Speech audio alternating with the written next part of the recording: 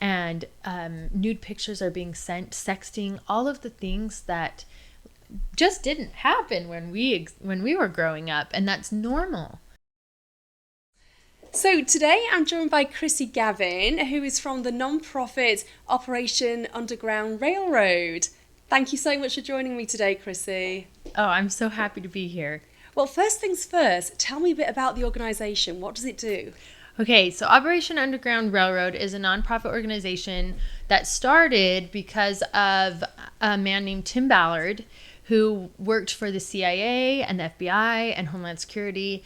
And one of the things that he did for the government is he would go in and rescue children from sexual exploitation. And but in some cases, if he'd go, let's say, to another country and find children being trafficked, if there wasn't a way to connect them to the United States, if none of the children were from the United States, or none of the traffickers were from the United States, or none of the buyers were from the United States, then they could not rescue them. And so they would see this monstrous thing happening and they couldn't act. And because of that happening, they decided, you know what? I think we need to pull out of our government jobs. They left their pensions, they left security, and decided to start a nonprofit where they could go and rescue children from sexual exploitation. So, okay, what type of countries are we talking about? So one of the first areas that we were in was in Haiti. After the big earthquake that happened, a lot of parents even were killed. And so children were just on the streets. And people who even were good, well-meaning people would take them to orphanages. But there were orphanages that were set up as a false orphanage, and people would just get these children coming in and then they would sell them outside of that. And that's one of the stories. That's how this actually started. There was a boy who was actually kidnapped from his church, where his dad was the congregation leader, and his employee had stolen from the company, and so he had to fire him. And he was also a member of his church, and he said, I know I had to fire you, but please don't leave the church. Like, we can still be connected. But he had so much bitterness and resentment that he actually coordinated the kidnapping of his son and sold him. And that was in Haiti. And Gosh. So that's what Tim Ballard found out about, wanted to help and couldn't, because there was no connection to the United States. Okay. Sorry. No, not at all. So, I mean, absolutely shocking. But so how then did Tim Ballard set up this organisation here? So it was kind of a long process, and I don't know all of the details. It's kind of a long story, actually. Okay. But he just felt this push to doing it, and felt that that's what God was telling him he needed to do. And so he found other people that he was associated with, and he ended up finding people in Utah who would back it. He was actually from California, and he found people in Utah who would help start that organization with him. And it started a little over 5 years ago, and they have rescued over 2,100 children in those 5 years. Wow. Yeah. And wow, that's about a half big of the number. operations have been domestic and half have been in other countries. Okay, so talk to me about San Diego. Talk to me about the work that you're doing here. Okay, so one of the things about Operation Underground Railroad, they didn't want to become the sort of nonprofit where all the people who are working at the top are just getting rich off of all the donations coming in. So they're very careful with how many people they hire, and only 14% of the donations coming in goes to any kind of overhead. Who are the donations from in the main? From everyone, from average everyday people like you and me who want to make a difference, from businesses, from even celebrities like Tony Robbins or Jim Caviezel. There are lots of people who are learning about this and want to help. But 86% of all money coming in goes straight to children, either rescue operations or the aftercare to help the children during their recovery. Because they have it that way, because they have it set up that way, where they have very few employees, they decided to organize sort of a grassroots volunteer aspect where they have people like me who are the volunteer team leader of a certain geographical area.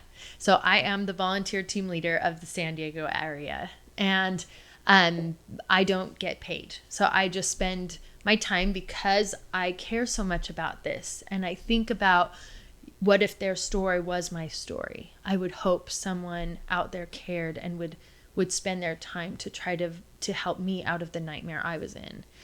You're a mother of 4 children, aren't you? So I am. why did you decide to get involved in this organization? So I'd heard about it for a couple years, and I donated money, and then I went on my merry way and went on with life.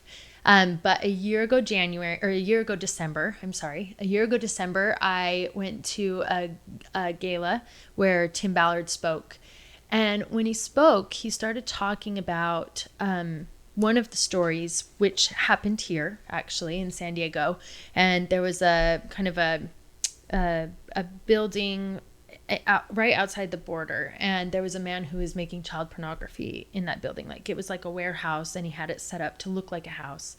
And he had a 12-year-old girl and a 5-year-old little brother. And he was currently trafficking that 5-year-old little boy across the border to be raped. And that they found him when they were coming back over the border. His carotid artery was just like kind of going crazy, and the amazing people at the Homeland Security thought, that's a weird thing, something weird is going on here. And so they investigated further, and they found the 5-year-old little boy in the truck. So they rescued him. When he was rescued, when Tim Ballard met him, he ran and jumped into his arms, and he said, I don't belong here. Could you imagine hearing a 5-year-old little boy saying, I don't belong here? The part of the story that got me the most, as if that's not enough, was when he told him about how his 12-year-old sister had taught him to pray. And I thought about what those prayers must have sounded like. And I thought about what it must feel like for God to hear those prayers. And I thought, okay, there's got to be something I can do. Like, I have 4 kids. I don't have unending money. Like, I can't help in big ways, but maybe there's something I can do in a small way to make a difference. And that's when I reached out to him, and I found out that they needed a team leader to help oversee the volunteers in this area. So how big a role has your faith played in you taking on this role? It's everything. So just my belief in God, it shapes every aspect of my life, and about who I am and what I choose to do with my time, and why I think it matters that these kids need to be rescued, that it matters that we spend our time doing things that help others. And it's because of my faith in God and Jesus Christ that I believe in that. And it's interesting because just a couple years ago, I realized that I was spending too much time watching TV. Like, we've got Netflix, and it's like, oh, just one more episode. And like, oh, start season 6 and then 7. And I just thought of how much time I was spending just in mindless entertainment. And not TV isn't bad. It's just that I could recognize that I was spending too much time. And I believe that when we die, that we're accountable to God for what we've done on this earth. If we've helped others, if we've loved others, if we've harmed others. And I felt, I just had this feeling like, how can I face God and say, well, I spent my time watching a lot of Netflix. And so I decided, I took a year off from TV. I still watch movies. Movies are a little easier to like turn off, but I took a year off and just kind of reset my life and realized, okay, I need to be better about how I spend my time. And then this opportunity came. What does your family think about you getting involved with this organization? They are really happy. They are happy. And my husband, he's really busy with work and he knows like that it's important that I put my kids first because they're at an age where they need me and they need me a lot. But he's so happy. Like, he doesn't care if the laundry's not up to date or if the house isn't that clean. Like, he told me, he's like, I'd much rather participate in this way in helping rescue children from child sex trafficking in the ways we can than about the house being perfect or about everything being the way it should be or shouldn't be, you know? So it sounds like you've got a very supportive husband, which I is do. which is great. And talk to me about the victims. Who are the victims and where do they come from? So the interesting thing about human trafficking in general is that there isn't a cookie cutter form of who it's happening to. And if you think about it, it makes sense because so many different people are creating this issue and they all go about it a different way. But here in San Diego, there's the numbers are even so hard. It's so hard to trace. All that we know is that there's anywhere between 3,000 and 8,000 victims a year in San Diego County. And that number that's a huge spread from 3 to 8. But it's because it's so hard to track. And why is it so hard to track? So because there are so many people that it's occurring that they don't tell anyone. So it's hard to find the numbers. And just so we're only able to make that number according to people that are being rescued or helped. And so it's not a good understanding of what's actually occurring. Okay, so tell us the signs to look out for then. What should we as parents or as members of the public be looking out for when it comes to a trafficked child? So when a trafficker looks for someone to traffic, they first look for a vulnerability. And that vulnerability can be anything. It can be an economical vulnerability. So if there's someone who they can tell, like, oh, they don't have a lot of money, they've grown up in poverty, that they can use that to manipulate them, that, hey, like, if you and I just do this thing together, eventually we can make it big, you know, and look how much money we can make. And that can, you know, that these kids are young, so they don't understand what they're getting into, and they don't understand the horrors that follow, right? They feel like, well, if it's just this, maybe it's okay. And they don't realize. And I actually had a survivor who said to me, like, that she was actually being groomed, and she actually didn't. So she's not technically a survivor. She was being groomed, but she ended up stopping anything before it occurred. But So talk to us about the grooming process, okay, because I've worked on a similar situation back in the UK in my role as a journalist, and the groomers are very clever, aren't they? And tell us how they kind of get themselves in with the victims, but also the victims' families too. Yeah. So first of all, 42% of all victims are trafficked by a family member, but that also means 58% are not. So that's a shocking statistic. That's a shocking statistic. So statistic. 48% of children are trafficked by their family. I mean, what type of family members are we talking about here? So we just spoke at San Marcos High School, and we found out that one of the girls that we ended up speaking with, her grandfather trafficked her. But it can be a mother, it can be a sister, it can be a cousin, it can be a father. There isn't one way that it's done. So 42% are family. And then the other ways is they look, another common way is called boyfriending. So there's a boy at school who all of a sudden starts giving you attention and tells you how beautiful you are, and starts feeling that the insecurities that you feel. And every middle schooler or high schooler, like every woman has some insecurities that they're trying to overcome. And when you have a cute guy telling you how great you are and then slowly manipulating you. So the first part of the process is to find a vulnerability. So to look for a way to exploit you. Then the second part is to isolate you. So slowly they become your person. Like, they kind of shove everybody else out, and they become the one that you rely on, and they isolate you from your community, from your family, from your friends. And at first it's by choice, right? Like, you're choosing it. And so everybody kind of just lets it be because you're the one choosing it, and they don't realize what's actually occurring. And then they'll start, and the next process is to get some kind of leverage, right? Or to get you to cross that border just a little. And once that's done, either it's like, let's just take some nude pictures, send me some nude pictures. And then it can go one of two ways, where it can be through blackmail then, like, oh, well, you've sent me this, or I videotaped us having sex, and now if you don't do what I say, I'm going to broadcast that to everybody you know.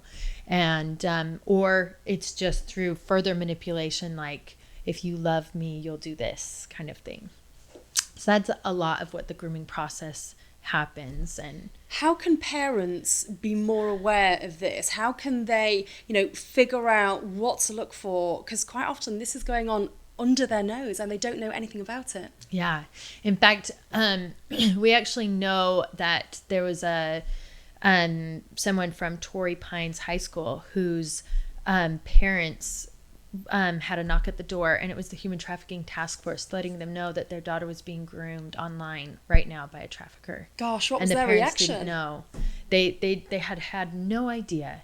And that's the thing, is that because we grew up in such a different world than the kids nowadays are growing up in, pornography is so rampant, and nude pictures are being sent, sexting, all of the things that just didn't happen when we were growing up, and that's normal for their age group. That it can be like, oh, everybody does this. And so I think it's really important for parents to be aware of what their kids are doing.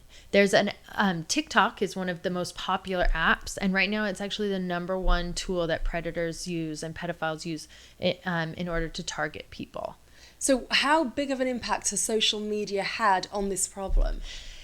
It's always been a problem, and now with social media, it's like a wildfire is just like spreading. It's so much easier to connect with people. Even past stories would be like a trusted teacher that kind of grooms you over time, right? Now there's even easier ways to connect with someone carefully and stealthily that people have no idea about, that you're on some app together and no principal knows that this relationship is occurring between a teacher and a student, and that's happening.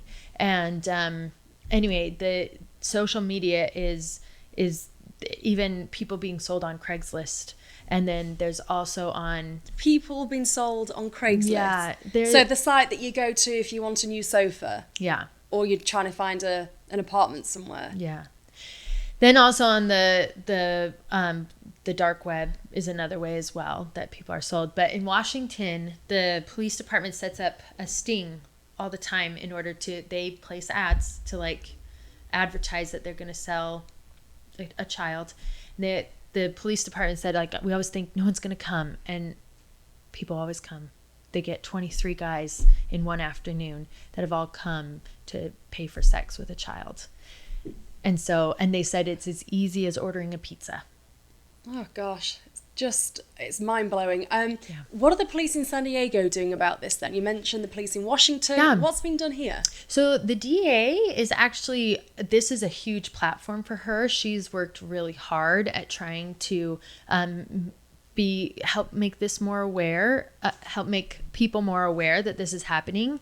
And she's also created a program to train teachers and faculty to look for signs. And the unfortunate part is they have that training and it's for free, but they have to pay the teachers for the time in order to take it.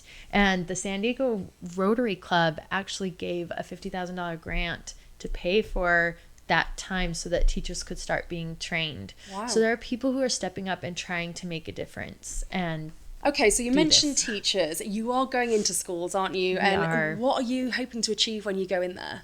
So one of the things when I got in this space, I wanted to make sure that I wasn't duplicating my efforts. I'm a volunteer. I don't have time to waste doing something that doesn't matter or someone else is already doing. And so I tried to make sure I could tell what was being done so that I would do something else. And so even though they're training teachers, that is kind of a one and done kind of effort, like they go in, they train, and then it's out. So one of the things that we're trying to do is help establish Students Against Slavery clubs in the schools.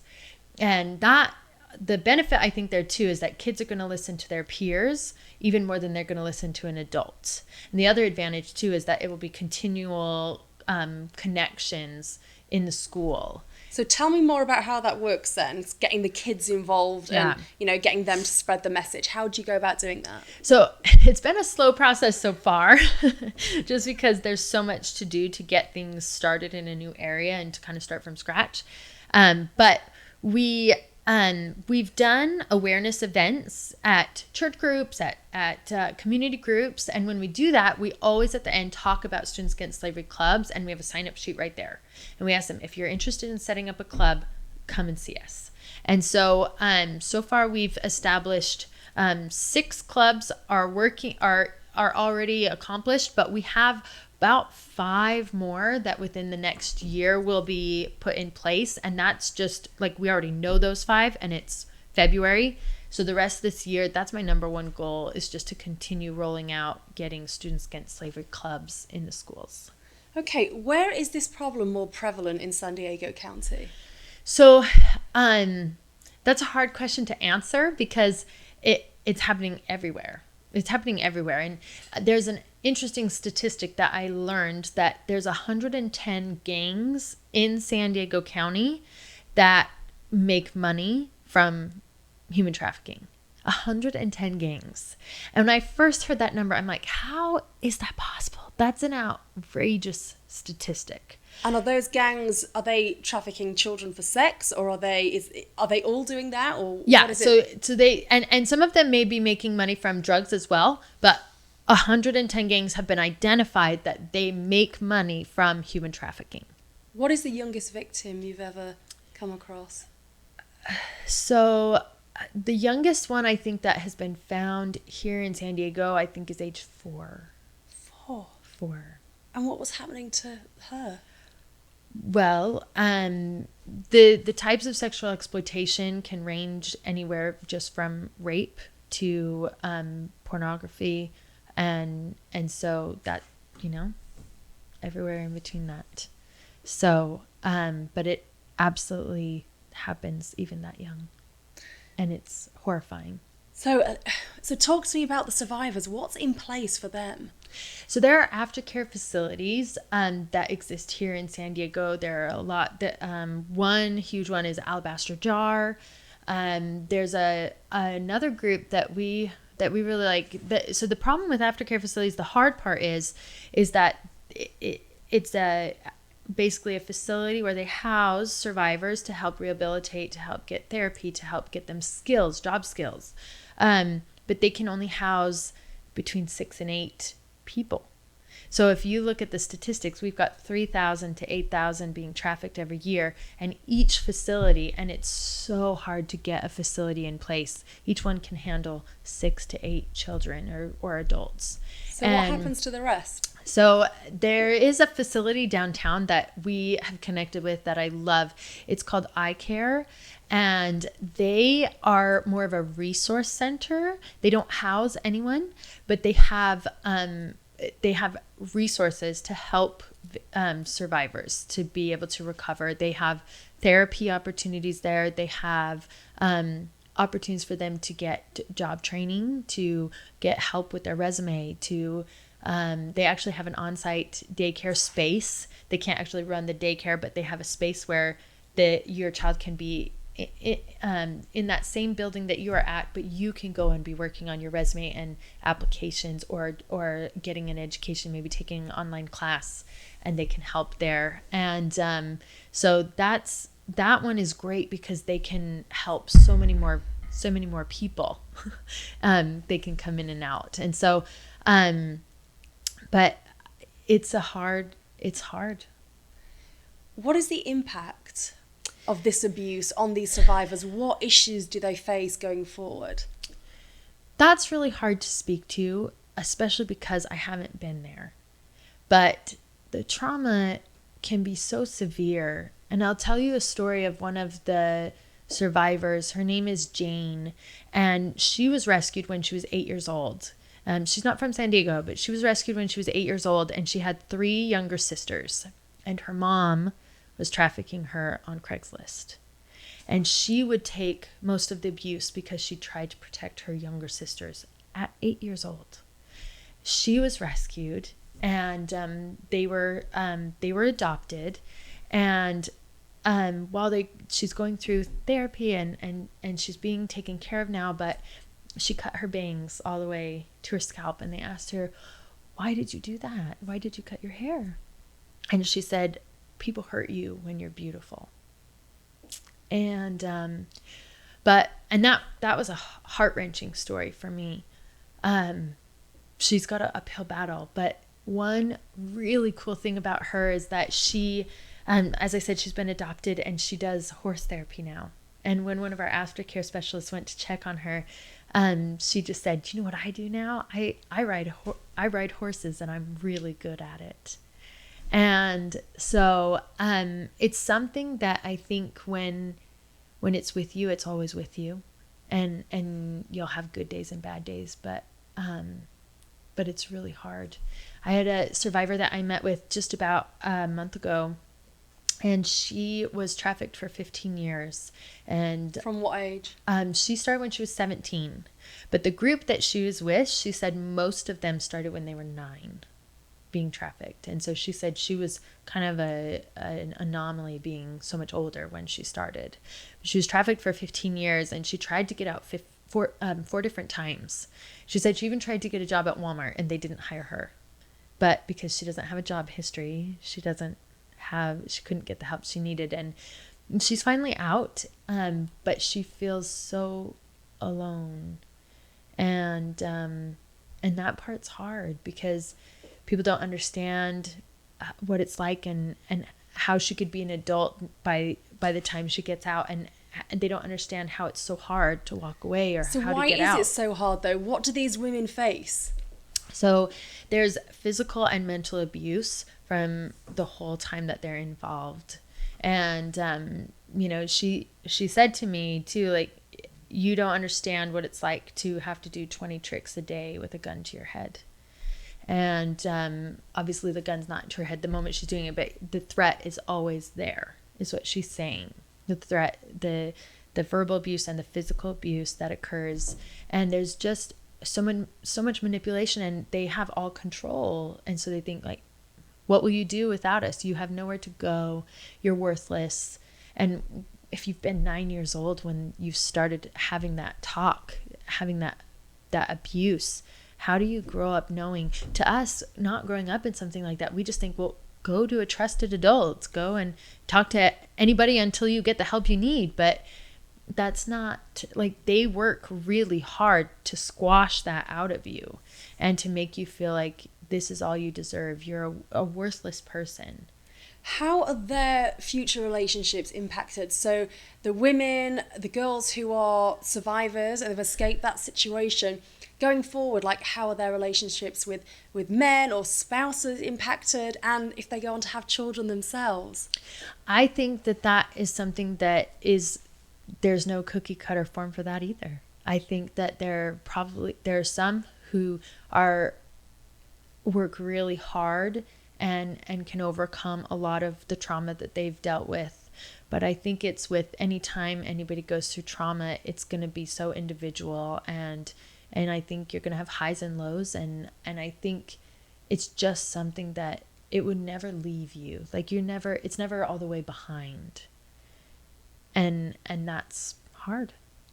What are the reasons that parents, mothers, would traffic their own children? That's hard. I think it has, just stories that I've read or articles I've read, I would just say it probably has to do with trauma maybe that they've endured as well. So maybe a cycle of abuse. Yep. I think that economic issues are there, that they've probably been sexually abused, so they feel like it's not a big deal, like, at least we can have food, or that they just think, well, I can get rich off of your abuse and it doesn't matter, it doesn't affect me. Like, they shut it off. They shut off those feelings. I think like, how can anyone cause pain to someone else? I don't think anybody has a good answer. I just think it's that the more I've learned about it, and I kind of asked, like, why are the men buying? Why is this, like, who is the root problem? Where's the root problem? So talk to me about the men or the people that are consuming this terrible trait. Who are they? So, and that is incredible because it is anybody. It's like who? Politicians. It's a teacher. It's your next door neighbor. In fact, there's a guy who is one of our volunteers, and he worked at the Department of Homeland Security, and they found out that the guy who lived 5 doors down, 5 houses away from him, they busted him with child pornography. And so it's anybody. There was a man in Utah who was a leader of his church and a former police detective.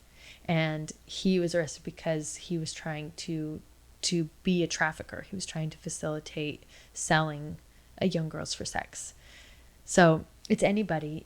And interestingly enough, with traffickers, even here in San Diego, it's actually 30% white, 30% Black, and 30% Hispanic. It's not just one demographic. It's not just one race. It's across the board. It's across the board. Does the border, or what impact does the border have on this problem in San Diego, if any? Yeah, so a lot of people think, oh yeah, there's a lot of trafficking here because we're so close to the border. But actually, only 79% of all the trafficking that occurs here in San Diego have nothing to do with the border. Only 21% has a connection to the border in any way. Most of it's domestic. So who are the victims? I mean, as in, where are they from? Are they originally from San Diego? Are they 79% are originally from San Diego. Okay. And what about the others? And then the others are, a lot are from Mexico because it is so close. Yeah. What can we do, just as neighbours, as members of society, to do our bit to ensure that we know what's going on and we report it if we see something? What can we do? Yeah, so first of all, I think becoming aware is the first step.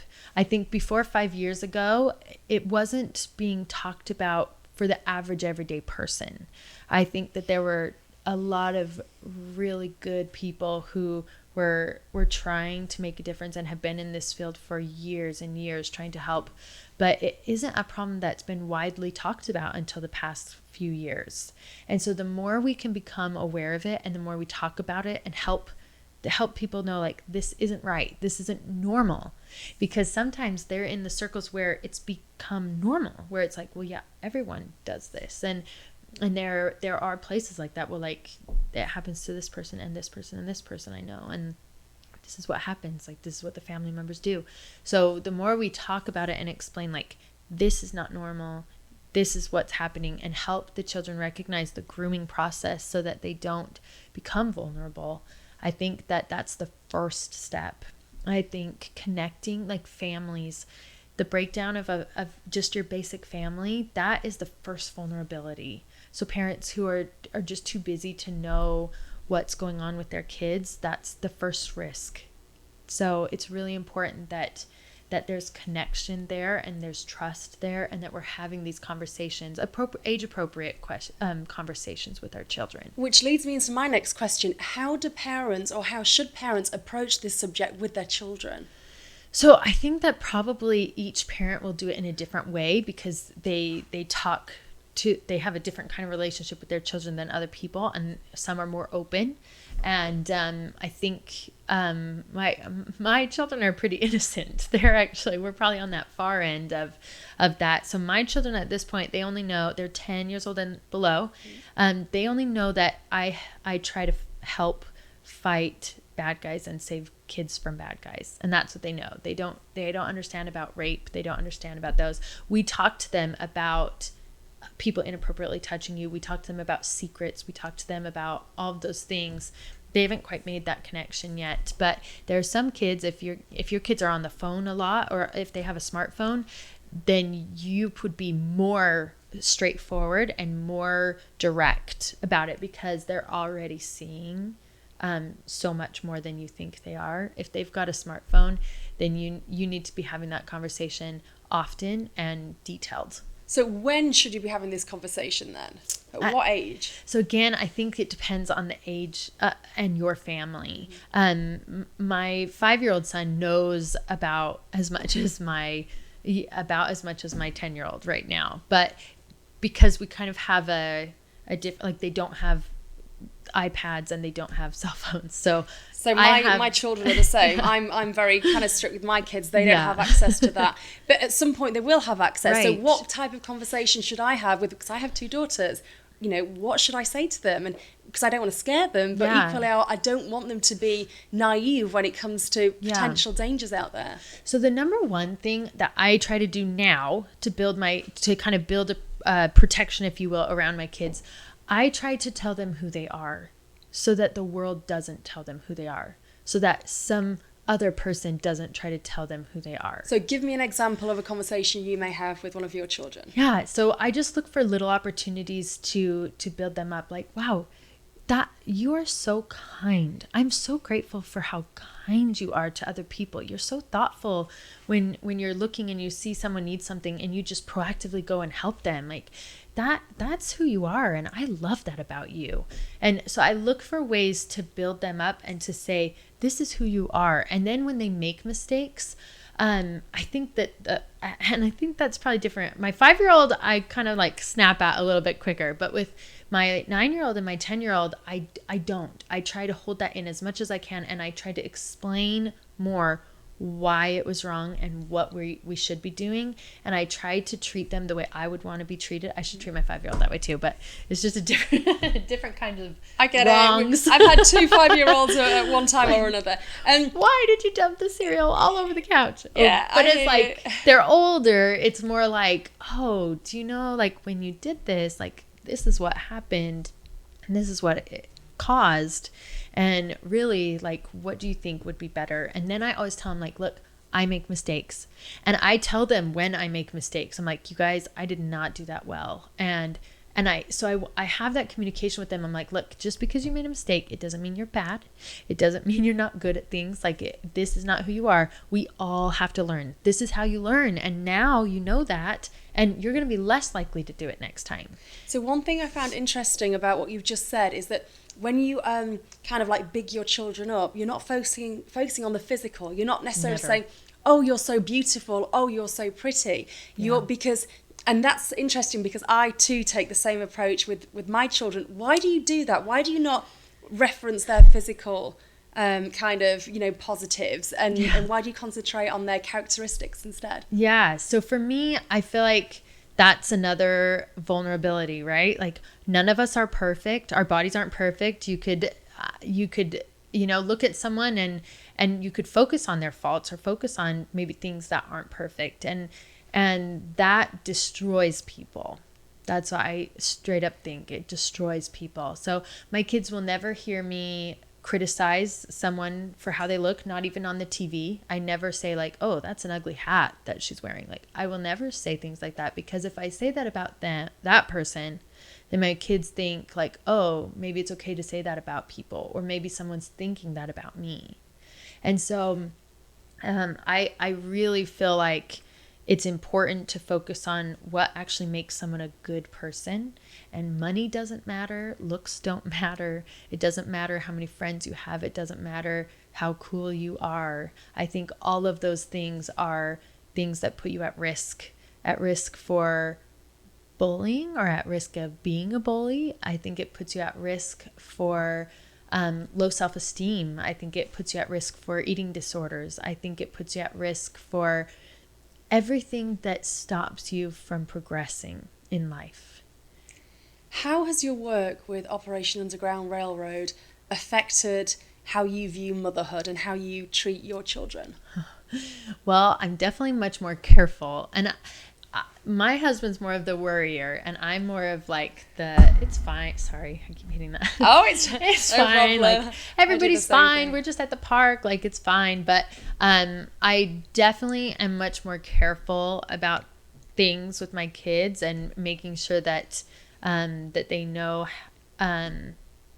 what they can do and what they can't do and why they can't do it. And so I explained to them, like Savannah and I have had talked about phones. My 10-year-old daughter, we've talked about phones all the time, and I talked to her about why I don't let her have it. And I share stories with her, and I follow some people who they actually, there's a guy who tries to talk about the harms of social media, and teenage kids will instant message him or send him text, and they talk about how damaging it is. And so I try to help her see, like, I'm not doing this to make your life miserable or, to make you weird among your peers. Like, I'm like, these are the things that I'm seeing that it's doing to others, and I don't want you to have to face that.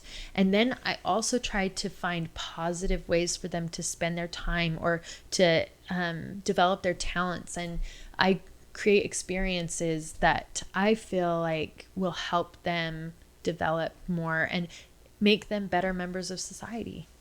What age do you think is appropriate for children to be having phones? Because I had the same conversation with my 11-year-old. She's the only one in her grade without a phone. But at the minute, I don't think it's appropriate. So given what we're discussing today, when is an appropriate age for a child to have a phone? So I actually think that depends on the kid, the child. I even think having a family rule isn't necessarily the right thing. I think each child, you'll understand their maturity level and where they're at, and the weighing how much the need is for the age. And so I think that and also I don't plan to give my kids smartphones. When they get a phone, it's just going to be something that can text and talk, and that's what I'm going to do. And I know that's not what everybody wants to do, but the rise in depression, in anxiety, in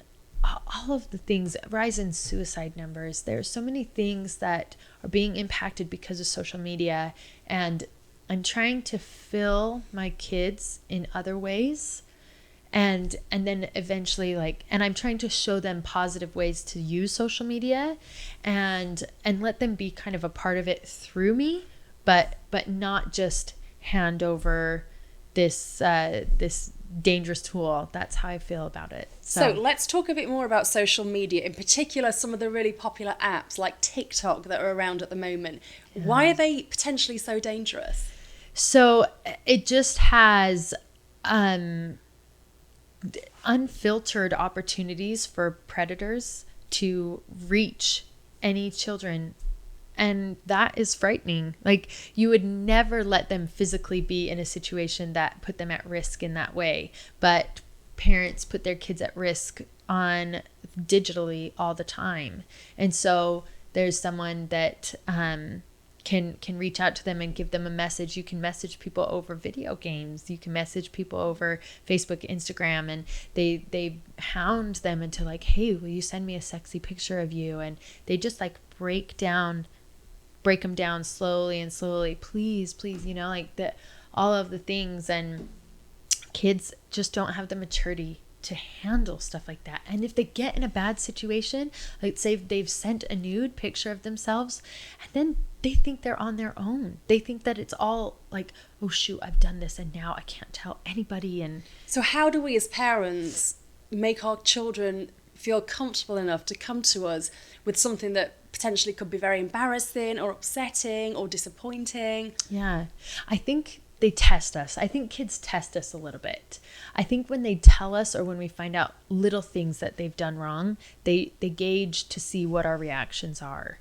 And I think if we make a big deal about something small that they've done, then that fear just is there with the kids, that like, oh, if they find this out, they're going to kill me, or then that it's going to be so much worse. And they don't know that if they came to us and just said, hey, I'm in trouble and I need help, that we would be like, okay, what can I do? I can help you. They're going off of past experiences. So I think the more we communicate with our kids and we talk about why we have rules, we talk about what are the thought process behind those rules. We actually don't do sleepovers because there's so many things that occur during a sleepover that can happen. And So we do layovers. Like we'll let them stay up really late, and then we'll just come pick them up before bedtime, before they all go to sleep. And that's a personal rule but I explain to her why. I tell Savvy why we have that rule. But what does that conversation sound like when you explain to her why she can't have a sleepover when all of her other friends are having sleepovers? Yeah, because it is hard. Yeah, it's hard really to hard. set those rules and to be different, right? It's hard to, well, so-and-so gets to do it. And I think that's where stories are powerful, and even personal stories that you can share are powerful. And then I think just helping them like, hey, like this is why I feel like we need to do this, because I don't want to put you in that situation, but I want to do everything I can around that. So even though this is our rule, like I will let you stay up as late as you want with them, and then you just let me know when they're ready to go to sleep and I'll come pick you up. Or let's plan a big fun event. Like let's do something fun. I try to give them freedom in other ways, and I try really hard to explain why I have the rules that we have. And I think that helps. I think it matters. I think when they can see like you can't just say, well, I'm the parent and that's our rule. Like that doesn't work. And I feel like that just creates resentment and rebelliousness. And so, but I think they know why, and then they see things that happen. And she's actually seen some friends looking at things on phones that were inappropriate, and she's like, Mom, they were looking at, whatever. And I'm like, yeah, that's why. Yeah, I'm glad that you noticed that, and that you could recognize how you feel, and that's why we don't let you do that. So what are the red flags we should look for as parents with regards to our children being potential victims of grooming? Yeah. If all of a sudden your child is one way, and then there's just this huge change, like they're withdrawn, or they kind of just shut everyone out. If they are fine and then they just drop into a depression, or they just stop taking care of themselves. They stop doing their hair and makeup, and they usually did. Not that you don't have to do your hair and makeup, but any swing in change of your child that's a flag. That's something that you should be concerned about, and you should try to figure out why is that occurring. I think when you know more about your kids' friends, I think that helps. Like who are your kids being with? What are they like? And are they someone that you can trust? And spending time with them. You can't just be the drop-off parent all the time. Like you have to be the one knowing about them and having conversations with them, and then you'll feel if something's not right as well. Like the more but you have to be in it to know if they have their own separate little life, then you can't see the red flags. So I think the more that we're part of that, and you're doing things and creating, having experiences with them, creating opportunities to talk and to show that you're on their side, that you're their teammate, like, hey, we're in this together. And I think that will help. But a big swing of change, that's a pretty good sign that something's not quite right. Secret things, like if they never want you to see what's on their phone, maybe it's not even as far as grooming yet, but it's part of that swing. And I'm not saying you should see every text that they ever give, but I think that those are some of the ways that you can recognize that maybe something's not quite right. Chrissy, just tell me what grooming is, because you and I know because of our work, but someone listening to this, like, grooming, what's that? What does it actually look like? Yeah, so grooming is just the process of creating an opportunity to exploit someone. And so it's a slow process to break someone down. So give me some examples of how grooming in the early stages can look like. So it really everything's based on looking for vulnerability. So is there a self-esteem issue? Are their parents never home? Do they feel really alone? Are they different? And so they feel like nobody understands them. Like they kind of have interests that aren't normal for their age group. And so they feel alone.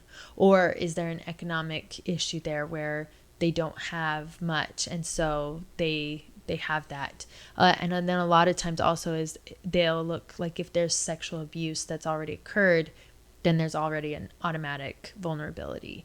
So they look for a way to exploit you, and they just start talking. They start getting to know you. There was actually a situation in Sanitas where there was a guy who was specifically grooming, like it's just so crazy, and that he's kind of the spotter. Like he would talk to a waitress and just kind of get to know him, and then feed that information to another young man who's handsome, and then that handsome young man just becomes what that young woman has always wanted or looked for, or like there's such a good connection. Oh my gosh, we like all the same things. And it's as strategic as that. And there are different levels. Some it's just there's an opportunity, and like I just create an opportunity to I'm the adult with this person only, and I'm inviting someone over and they're paying me to let you guys have time together.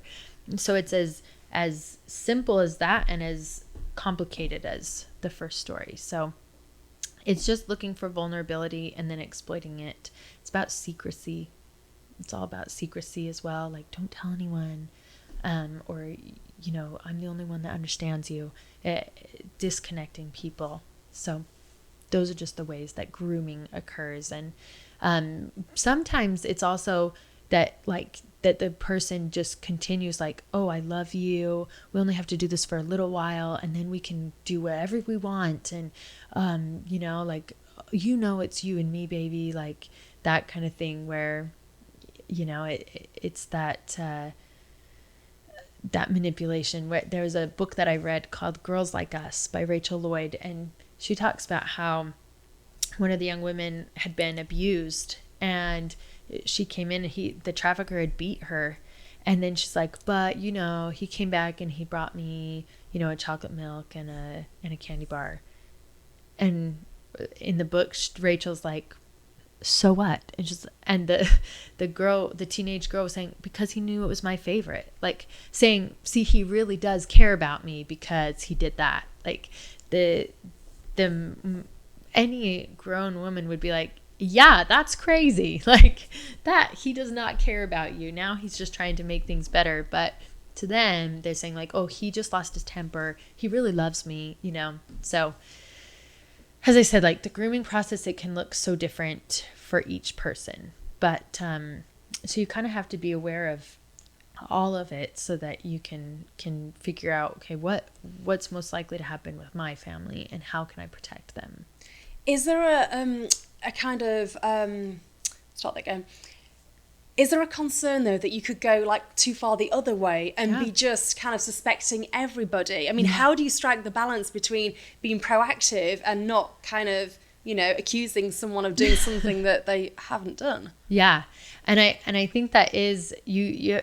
That pendulum can swing both ways, right? Like even being overprotective, like your kids still need to have an opportunity to be kids and to grow up and to have fun with friends. And so I think you always have to be careful and mindful of what you're doing and why you're doing it. And you can't go too far. But I think with trafficking, protecting your kids from trafficking, I think that there are ways that you can absolutely protect them from situations. Like if you're not letting them be in circumstances that are more risky, that you can kind of protect them in that way. Like you're not going to let your child be off with a man who's 20 and your kid's 14. You're like, that's a problem. So they can't date someone who's 4 years older than them, like. So is that's that like something a good you rule don't to have? Do. Yeah. So like, what is an acceptable age gap that wouldn't necessarily spark concern? I mean, I'm saying this, and when I was 16, I dated an 18-year-old, but I think that even that probably wasn't the best idea. Like, I think, there shouldn't be that if they're in college, they shouldn't be dating a high schooler, right? Like, go date college girls, And I think that there are just things, and that, because I've heard too many stories of people who are like, oh, but I trusted them. I thought they were such a good person. So yeah, I don't know. And for me, I rely on praying. I really do. I rely on praying, and I feel like that I get feelings one way or the other. And I feel like when you ask God to help you, that he can help you see, okay, that's not safe. That's a problem. If you don't feel good about something, you need to trust that. So like a gut instinct, whether that's instinct. faith or just something that doesn't feel right. Yeah. How has this work made you reflect back on your own childhood and maybe some of the, you mentioned you dated someone who was 18 when you were 16. I did similar things too. How has it made you reflect on kind of growing up, and, are there some things that you did when you were younger that you just wouldn't want now for your children? Yeah. I think when that happens, I think, first of all, like, oh, thank goodness I came out all right. Like, I know that I put myself in situations where I'm like, that was a dangerous situation.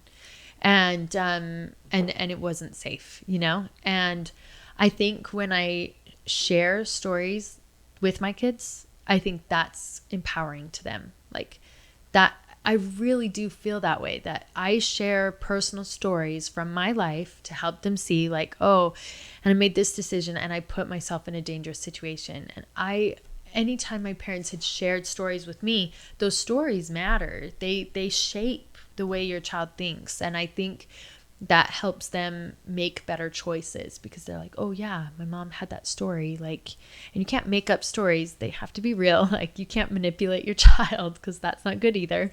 But the better that they understand and have a relationship with you, the safer they are. How do you think parents have changed over the years? So parenting now compared to parenting back 30, 40 years ago, how is it different in relation to what we're discussing today? So I think back in the day, it was just slower. I think they didn't have as many responsibilities. There are so many people trying to juggle a career and raising children and being in the PTA and being a good community member and, maybe a talent or a sport that they want to be involved in. There's just so much going on, and there's so many things. I think one of the things that I think that we have to pay attention to is that our kids are only this age for a little while. We only have a very small window of time to really impact them and to help them get on the right track and help them develop in a good way. And I think that the more we keep that perspective in place and say, like, okay, yeah, I have all these things I want to do, but it doesn't mean I have to do all of them right now. Like, that there are people that have kids that are now grown up and they are young. Like, they still have a lot of years ahead of them to do interests and to do things that you want to do. And I know that can be kind of that's also one of those things that can swing too far one way and too far the other, right? Like, I think back in the day, our moms didn't develop themselves at all, and they only took care of kids. And I feel like depression was a natural result from that. So I don't think that that's right. But I also think spending all your time on your career and outsourcing everything for your children, that creates problems too. So how important is balance then? Balance is incredible. And I don't think balance is ever like, okay, it's all perfectly balanced and now I'm right. Like, I think balance is that you have a bunch of balls in the air and then one will drop and you're still trying to keep the other ones, and then you'll pick that one up and another one will drop and then another one will drop. And if you're just consistently trying your best, your efforts are enough. So what does balance look like for you in your life? So for me, I've chosen to always make sure I put my kids first. So my kids have to come first because that's my number one responsibility. And then I work really hard to help my team be developed. And that's one of the things as a team leader that I recognized right at the beginning when they told me, like, what we could do, what our job was. I thought, okay, I can't do this by myself because I don't have enough time. And so I organized our team into different committees, and then I developed people under me to run each committee so that they have a part where their talent is or where their resources are, and then they can help develop that part of it.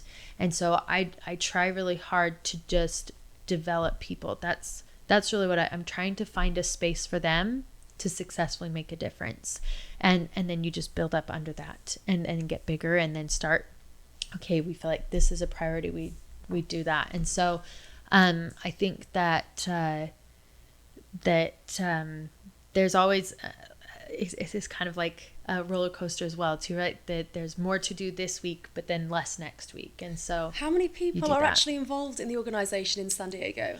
So we actually have our team has actually, so we have about 350 volunteers. And some are much more active than others. But the thing that's great about it is, even if you can't actively participate, just the awareness and just like sharing that there's an event going on, or just being able to talk to people that you get the email, so you know, like, oh yeah, that's going on, like, and being able to talk about it when you're in a circle, like, well, actually this is actually what's going on, and not this. Like, there are so many little ways that we can help make a difference. And so we have kind of a range of involvement, but any way that you want to be involved, it will make a difference. Going back to the work you've started to do in schools, yeah, what is the school's reaction when they realise, what you're talking to them about, and that there may potentially be a problem within their school? So they are having training being done by the DA's office. So it's not that part's not as, so they're aware. I don't think that they are aware of how close it is always. And I think that's been a situation that becomes more motivating to be involved and to try to make a difference. We have a teacher who had us come and speak at her charter school, and I asked her, like, so how did you get involved in wanting to fight child exploitation? And she said it's when she started realizing that her students were being trafficked at nights and on the weekends. So these are teenage kids who go to school every day like a normal kid, and then are being sexually exploited in the evenings and on the weekends. And when she started recognizing that that's what's happening, that's when she's like, oh, these are my kids, these are my students. And that sprung her into action. So I think the more that teachers realize it's not even this broad thing that happens across other countries, that it's happening here, I think the more that they want to help and do the best they can to protect their students.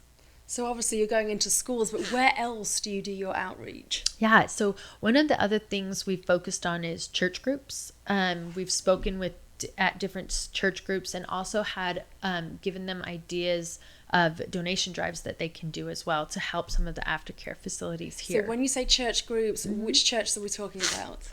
We have different groups. We have the East Christian Valley Fellowship Church. We did a big event there. Also in the Church of Jesus Christ of Latter-day Saints, we've done some things there. We actually just started talking about how we need to go in and start speaking to Girl Scout troops and help them see some of those, be aware of the grooming process, and help them see and show them, hey, your body is not for sale, and no one has the right to touch you inappropriately, and just that basic ABCs of it, that we feel like, oh, they're the ones at risk. We need to be proactively teaching there as well. And then we actually just started a anti-human trafficking coalition meeting. Our first one is in Escondido at the police department on February 27th. And that's something where we're trying to get community members to be more involved so that they can find ways that they can make a difference.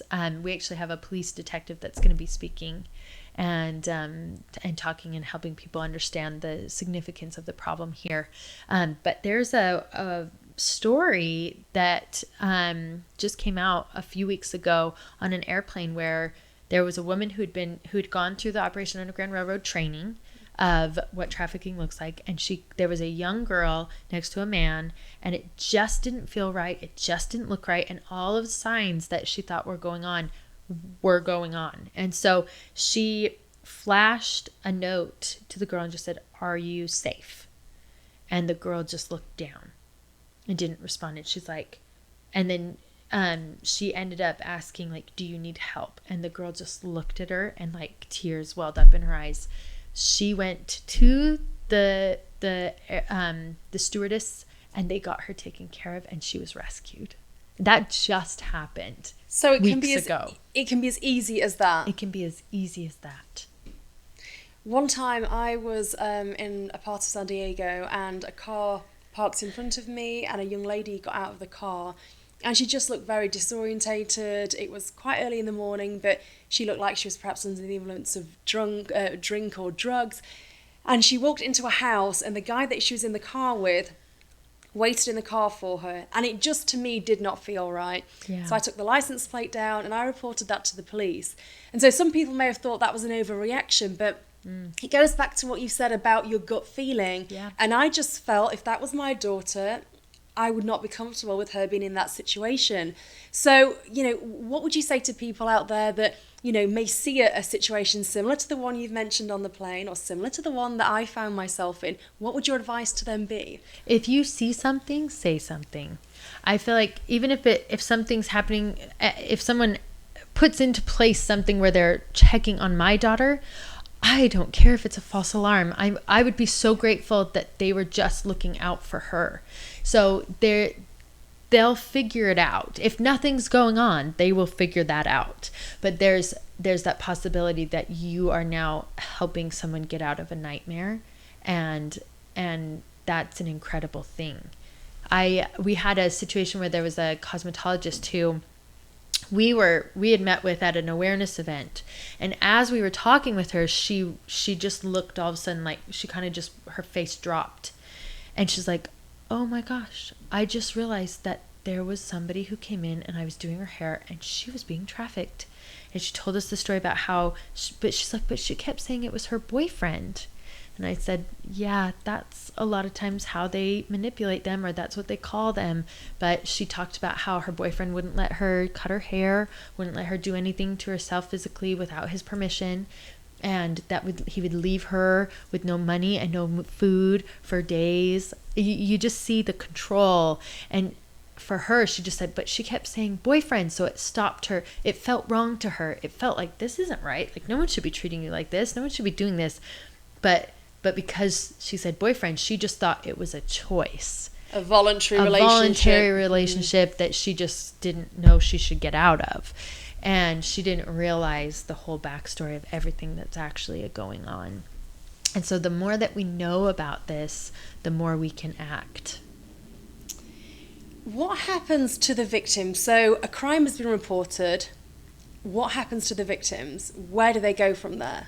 So the Human Trafficking Task Force will go and pick them up. And that's actually something that we've done as an organization. We've donated over 200 go bags, which has just another change of clothing and toiletries, because they're getting taken away where they have nothing. They're walking away with nothing. And so they now have a blanket. We've made blankets for them, so they'll have a blanket, and then they'll have a backpack with some clothing items and toiletries, and then and they're called go bags. That's what they call them. So tell me exactly what's in them then. So go over the itinerary. So it's just a larger shirt, just so that it can fit any size, and then lounge pants, like jogger pants, and then a pair of flip-flops, just so that it can be a little more versatile, because that's hard if you have some, like if you're trying to fit bigger shoes than that.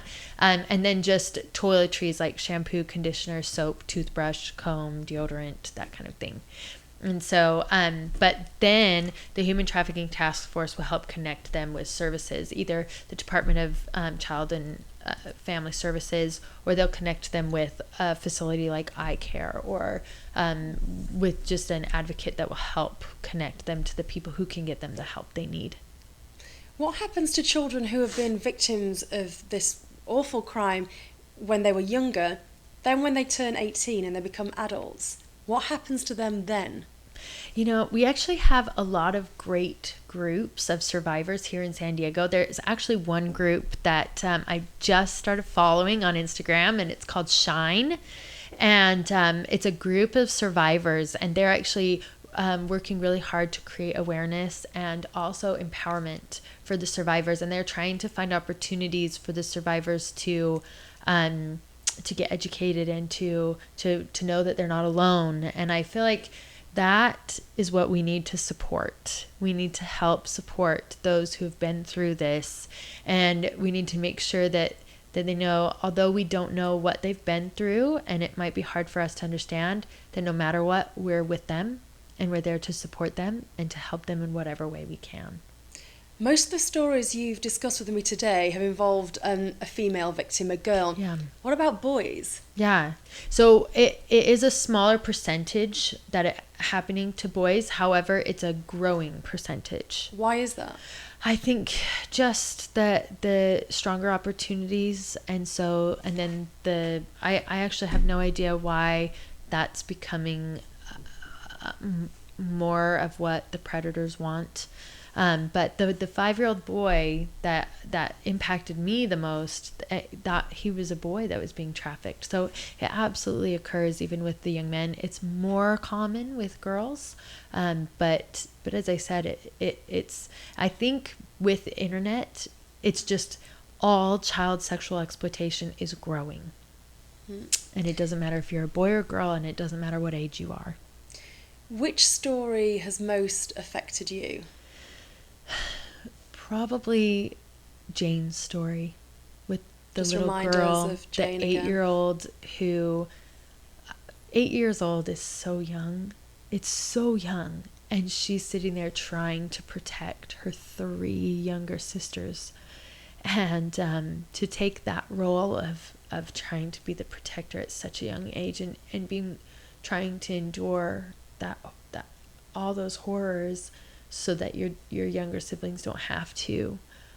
She's a hero to me. And I think that I really hope that she has joy and peace in her life.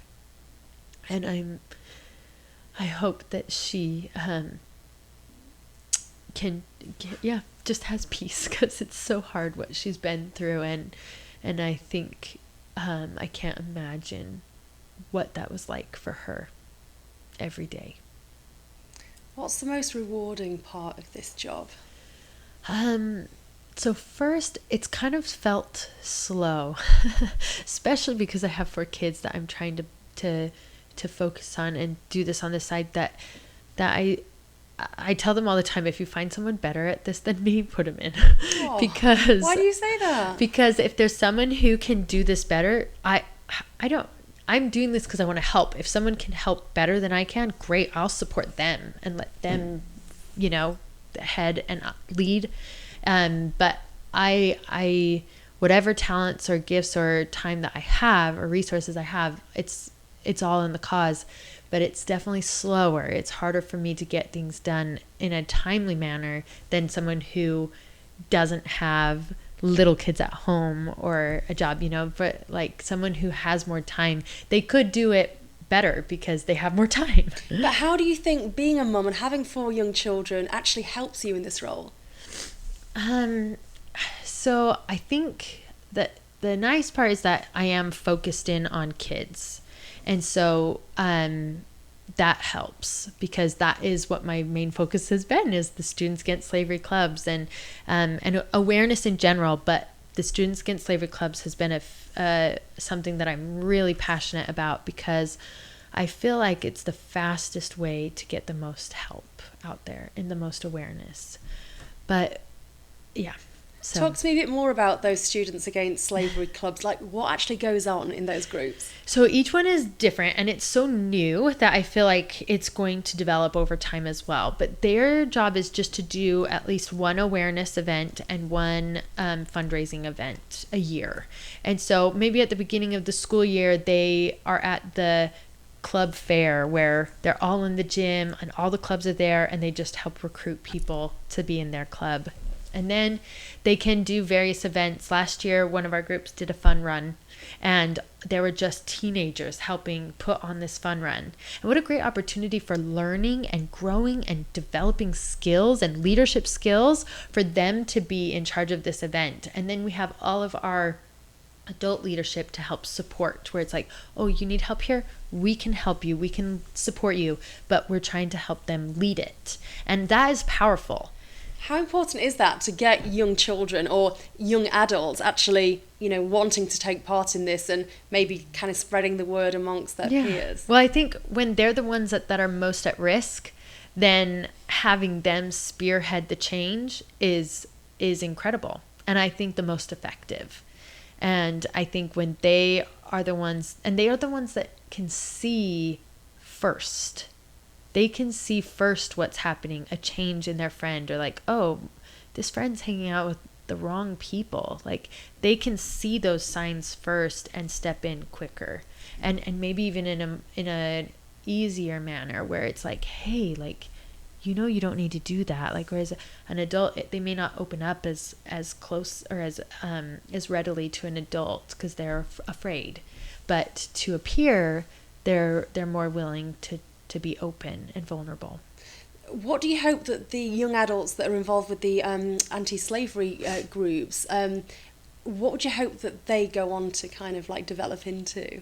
I hope that we're giving them an opportunity to make a difference in the world, to look for something that's wrong and try to fix it, like, and not to feel like there's no place for me, I can't make a difference, like that. Recognizing that the ripple effects of small action can actually be really great, that great things can come from small acts, and I really believe that.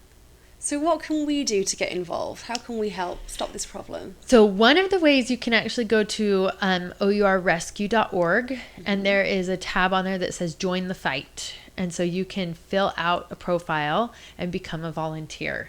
And when that happens, it gets sent to me if you're in the San Diego area, and I will read through it and then contact you. And I usually do a Zoom digital meeting where I connect with them and just let them know what we're trying to do as a team, like what our goals are, what we're trying to accomplish. And then I look for opportunities that I feel like they would be effective in participating. And it can be as simple as I need someone to write thank you notes to people that we've done events with, or it can be bigger where we just did a float at the Escondido parade, and we made a big float and all the students against slavery were in that parade. And so it can be as simple as that, and you can be as involved as you want to be. It also could be that you just host a dessert night at your home, and you invite your neighbors and your friends, and you let us come in and speak to them and let them know what's occurring and what's going on and how they can make a difference. And so those small things, I kind of call those cottage meetings. It's just in your home and it's just small, but so much can be done there.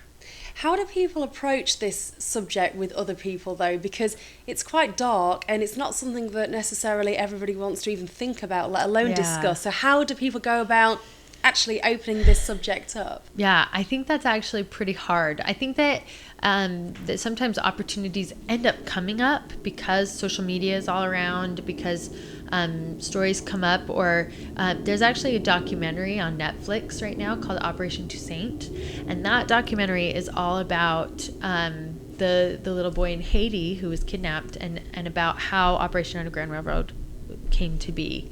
And so if you're talking about impactful films, you could bring up that documentary after you've watched it, and then share that with other people. You can share on social media. That's an easy way to say, hey, I care about this, and it's important for you to know. And then not being afraid to say something, but also being okay if it's too much for someone, and just realizing that not everyone's ready to be as involved as you are in it, and not making people feel like they have to be. I think just the awareness part and helping them be aware is a win, and it's important. And so I think that the other thing is don't be too focused on like the horror stories. Like, it's important to know some of them. I don't even think you have to know all of them. Like, there's actually a really great music video that was made.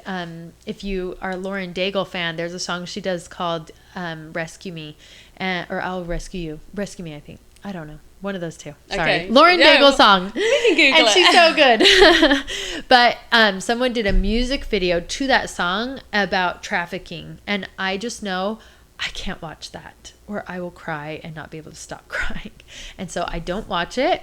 I know it's there. And some people, it's impactful, and that helps them learn about it. For me, I just know personally, I can't watch it. It will make me go in a dark place. And so instead, I just do what I can to make a difference. And I'm just like, okay, so you don't have to know every story to be able to make a difference. And you have to protect yourself mentally too, because if you're just in that dark place, then you can't act and make a difference. So yeah, you have to know your own boundaries.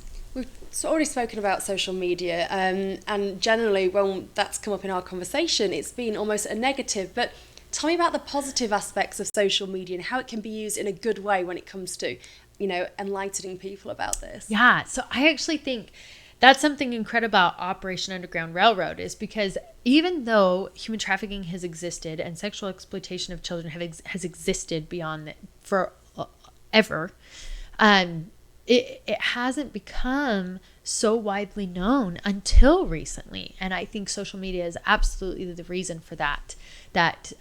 Because we have Instagram accounts and videos and documentaries that are out there, people are becoming more aware, and they can be protected because now they're knowing about it. So I think that it sometimes social media is part of the problem, but sometimes it's part of the answer.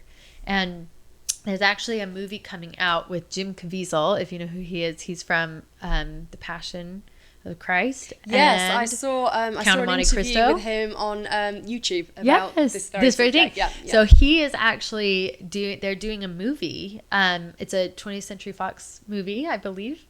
And it's all about Tim Ballard and his life, and it actually goes through a story of a young girl, and it kind of shows you the life that these kids are living in.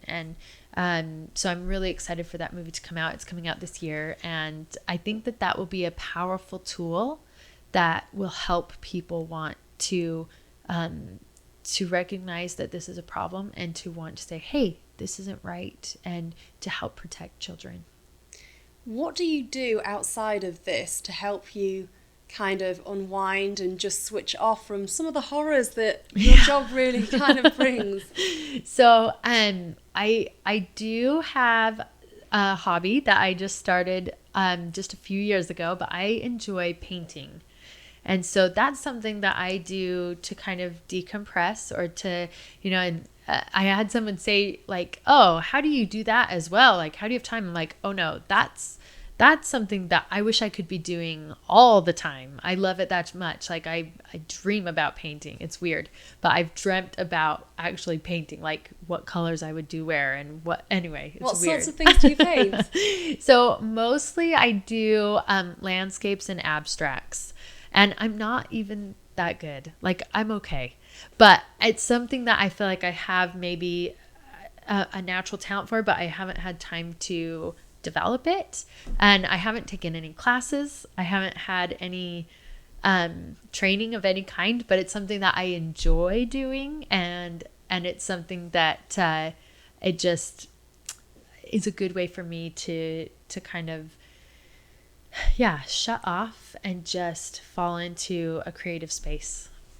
So again, it's coming back to that B word, balance, that we were talking about earlier, balancing out this stressful job with something that you can just kind of unwind and decompress. Totally. Chrissy, tell us again, which website do we need to go to find out more about the work that you're involved with? So it's www.ourrescue.org.